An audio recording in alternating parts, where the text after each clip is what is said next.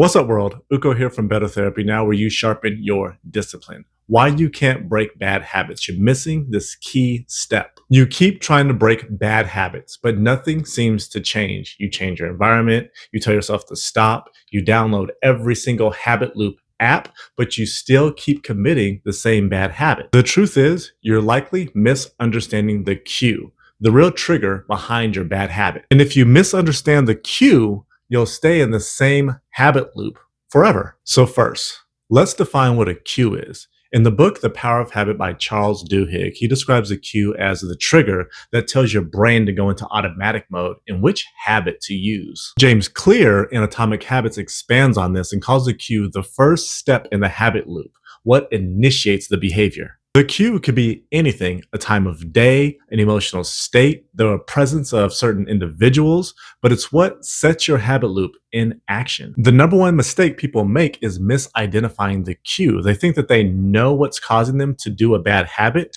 but in most cases, they're wrong. Let's say you binge watch Netflix every single night. You might think the cue is boredom, but it could be loneliness, boredom, or just a specific time of day that you've trained your body to unwind with TV. In Atomic Habits, James Clear explains that we do not rise to the level of our goals, we fall to the level of our systems. And that system starts with cue awareness. So what is a way to identify the real cue that's triggering your bad habits? Step one is to start a habit journal, and it only takes a couple of minutes. You can even keep it on flashcards or just a piece of scratch paper, but you're asking yourself a few questions to identify the environment that constructs your bad habit. What time of day was it? Who was around you? What was the environment like? What were you doing right before you did the bad habit? And what was your emotional state when you did the bad habit?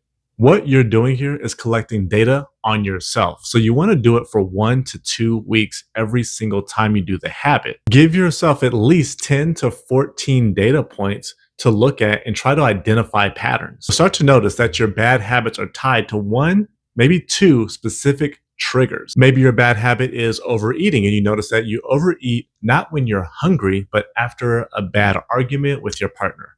Or maybe your bad habit is watching Netflix all the time, and it doesn't happen when you're bored, but whenever you walk into your room at night. Awareness changes everything. Once you identify the true cue, you gain leverage over your bad habits. It gives you the power to do what Charles Duhigg and James Clear talk about in their works, which is to interrupt the habit loop. A few books that go really in depth about breaking bad habits and developing good habits by interrupting the habit loop are Tiny Habits by B.J. Fogg, The Power of Habit by Charles Duhigg, and then Atomic Habits by James Clear. What habits are you trying to break, and what cue do you think is behind it? Let me know in the comments below. I'm Uko from Better Therapy Now. Thank you for watching, and I'll see you next time.